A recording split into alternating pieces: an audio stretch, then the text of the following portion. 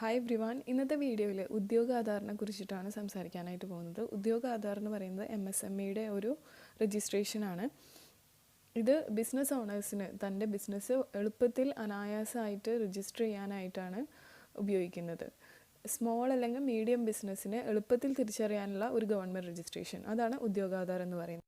കൂടാതെ ഉദ്യോഗ ആധാർ രജിസ്ട്രേഷൻ എടുക്കുകയാണെന്നുണ്ടെങ്കിൽ ചില ബെനിഫിറ്റ്സ് ഉണ്ട്. അതായത് പലതരം ഫീസ് ഇളവുകൾ നമുക്ക് ലഭിക്കാനായിട്ട് ഉദ്യോഗ ആധാർ രജിസ്ട്രേഷൻ ഹെൽപ്ഫുൾ ആവും. ട്രേഡ് മാർക്ക്, പേറ്റൻ്റ് ഒക്കെ എടുക്കാനായിട്ട് ഫീസിൽ ഇളവ് ലഭിക്കാനും, അതേപോലെ തന്നെ ഇലക്ട്രിസിറ്റി ബില്ലിൽ ഇളവ് ലഭിക്കാനും, പിന്നെ ലോ ഇൻട്രസ്റ്റ് റേറ്റിലൊക്കെ നമുക്ക് ലോൺ ലഭിക്കാനും എല്ലാം ഉദ്യോഗ ആധാർ സഹായകരമായിട്ട് വരും. ഉദ്യോഗാധാർ ലൈസൻസ് എടുക്കാനായിട്ടും വളരെ എളുപ്പമാണ്. ആധാർ കാർഡിൻ്റെ ബേസിസിലാണ് ഉദ്യോഗാധാർ നമുക്ക് കിട്ടുന്നത്. ആധാർ കാർഡ് ഉണ്ടാവേണ്ടത് മസ്റ്റാണ്. അപ്പോൾ നമുക്ക് ഉദ്യോഗാധാർ രജിസ്ട്രേഷൻ എങ്ങനെയാണ് ഓൺലൈനായിട്ട് ചെയ്യാന്നുള്ളത് നോക്കാം. അപ്പോൾ ഇതാണ് ഉദ്യോഗാധാറിൻ്റെ വെബ്സൈറ്റ് എന്ന് പറയുന്നത്. ഇതിൻ്റെ ലിങ്ക് ഞാൻ താഴെ ഡിസ്ക്രിപ്ഷനിൽ കൊടുക്കാം. ആദ്യം തന്നെ നമുക്ക് ആധാർ നമ്പർ ടൈപ്പ് ചെയ്ത് കൊടുക്കണം. അപ്പോൾ നിങ്ങളുടെ, അതായത് ബിസിനസ് ഓണറിൻ്റെ ആധാർ നമ്പർ ഇവിടെ ടൈപ്പ് ചെയ്ത് കൊടുക്കുക. അതിനുശേഷം നെയിം ഓഫ് ദി ഓൺടർപ്രനർ, അതായത് ബിസിനസ് ഓണറിൻ്റെ പേര് അവിടെ ടൈപ്പ് ചെയ്ത് കൊടുക്കുക. എന്നിട്ട് വാലിഡേറ്റ് ആൻഡ് ജനറേറ്റ് OTP എന്നുള്ള ബട്ടൺ ക്ലിക്ക് ചെയ്യാം. അതിനുശേഷം നമ്മുടെ ആധാറുമായിട്ട് ലിങ്ക് ചെയ്തിട്ടുള്ള മൊബൈൽ നമ്പറിലോട്ട് ഒരു OTP വരുന്നതാണ്. ആ നമ്പർ നമ്മളിവിടെ OTP കോഡ് എന്നുള്ള ഈ ഒരു ഭാഗത്ത് ടൈപ്പ് ചെയ്ത് കൊടുക്കുക. അതിനുശേഷം വാലിഡേറ്റ് എന്നുള്ള ഈ ഒരു ബട്ടൺ പ്രസ് ചെയ്ത് കൊടുത്താൽ നിങ്ങളുടെ നെക്സ്റ്റ് സ്റ്റെപ്പിലോട്ട് നമുക്ക് കടക്കാനായിട്ട് പറ്റും. ഇപ്പോൾ എൻ്റെ ആധാർ നമ്പർ രജിസ്റ്റർ ആയിട്ടുള്ള മൊബൈൽ നമ്പർ ഇല്ലാത്തതുകൊണ്ട് ഞാൻ വേറൊരു ഓപ്ഷൻ വഴിയാണ് ഇത് യൂസ് ചെയ്യാനായിട്ട് പോകുന്നത്. അപ്പോൾ നിങ്ങളുടെ കയ്യിൽ സെയിം രജിസ്ട്രേഷൻ നമ്പർ ആണെന്നുണ്ടെങ്കിൽ ഞാൻ പറഞ്ഞ ഫസ്റ്റ് സ്റ്റെപ്പ് ഫോളോ ചെയ്താൽ മതി. അതിനുശേഷം വരുന്നൊരു പേജ് എന്ന് പറയുന്നത് ഇങ്ങനെയാണ്. ഇവിടെ നമുക്ക് ഇനി അടുത്ത ഒരു ചോദ്യം ചോദിക്കുന്നത് സോഷ്യൽ കാറ്റഗറിയാണ്. അത് നിങ്ങളുടെ ജനറൽ ആണോ, SC ആണോ, ST ആണോ, OBC ആണോ എന്ന് വെച്ചാൽ അതിനനുസരിച്ചിട്ട് കൊടുക്കാം. അതിനുശേഷം പിന്നെ ചോദിക്കുന്നത് ജെൻഡറാണ്. ജെൻഡർ സെലക്ട് ചെയ്യുക. ഫിസിക്കലി ഹാൻഡിക്കേപ്ഡ് ആണോ എന്നുള്ളത് അത് സെലക്ട് ചെയ്യാം. അതിനുശേഷം നെയിം ഓഫ് ദി എൻ്റർപ്രൈസ്, അതായത് ബിസിനസ്സിൻ്റെ പേര്.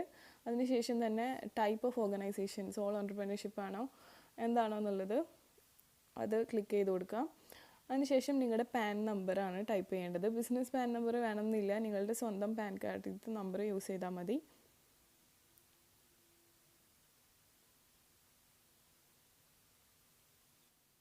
അതിനുശേഷം ലൊക്കേഷൻ ഓഫ് പ്ലാന്റ്, അതായത് എവിടെയാണ് നിങ്ങളുടെ ബിസിനസ് സ്ഥിതി ചെയ്യുന്നത് എന്നുള്ളതിൻ്റെ ഡീറ്റെയിൽസ് ആണ് കൊടുക്കേണ്ടത്.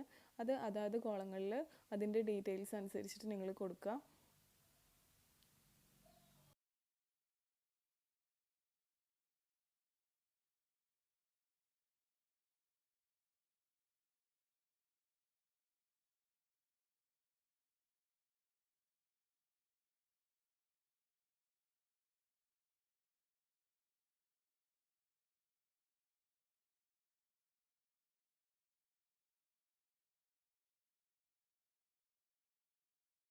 അതിനുശേഷം ആഡ് പ്ലാന്റ് എന്നിട്ടുള്ള ഈ ഒരു ബട്ടണിൽ പ്രസ് ചെയ്യേണ്ടതാണ് കേട്ടോ. അത് ഞാൻ പിന്നീടാണ് ചെയ്തത്, അപ്പോൾ നിങ്ങളത് ചെയ്യാം. ശേഷം വീണ്ടും ഒഫീഷ്യൽ അഡ്രസ്സ് നിങ്ങൾ ടൈപ്പ് ചെയ്ത് കൊടുക്കുക. ഏത് സംസ്ഥാനമാണെന്ന് വെച്ചാൽ അത്, ജില്ല അത് ചൂസ് ചെയ്യുക. പിൻ നമ്പർ ടൈപ്പ് ചെയ്ത് കൊടുക്കുക. അതേപോലെ തന്നെ മൊബൈൽ നമ്പർ, നിങ്ങളുടെ ഇമെയിൽ അഡ്രസ്സ്.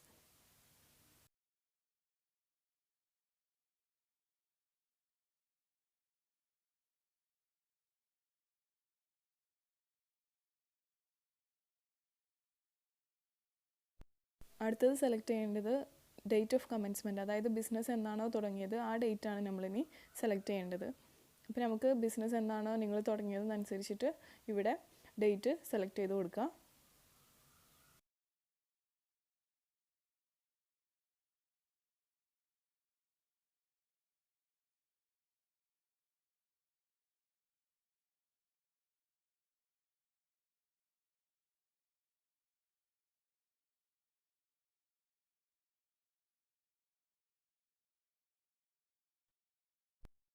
അടുത്തത് നിങ്ങളുടെ ബാങ്ക് ഡീറ്റെയിൽസ് ആണ് ചോദിക്കുന്നത്. അതിൽ IFS കോഡ് എന്ന് പറഞ്ഞൊരു കോഡുണ്ട്. IFSC നമ്പർ എന്ന് പറഞ്ഞിട്ടും നമുക്ക് ബാങ്കിൽ വിളിച്ചാലും കിട്ടും. നിങ്ങളുടെ പാസ്ബുക്കിലൊക്കെ ഉണ്ടാവും ഈ നമ്പർ. അല്ലാന്നുണ്ടെങ്കിൽ ഓൺലൈനായിട്ട് നിങ്ങളൊന്ന് ടൈപ്പ് ചെയ്ത് കൊടുത്താൽ തന്നെ നിങ്ങളുടെ ബ്രാഞ്ചും അതേപോലെ തന്നെ ബാങ്ക് നെയിമും കൂടിയിട്ട് കൊടുക്കുകയാണെന്നുണ്ടെങ്കിൽ IFSC കോഡ് നമുക്ക് കണ്ടുപിടിക്കാനായിട്ട് പറ്റും. അത് ടൈപ്പ് ചെയ്ത് കൊടുക്കുക. അതിനുശേഷം ബാങ്ക് അക്കൗണ്ട് നമ്പർ, നിങ്ങളുടെ ബാങ്ക് അക്കൗണ്ട് നമ്പർ കൊടുക്കുക.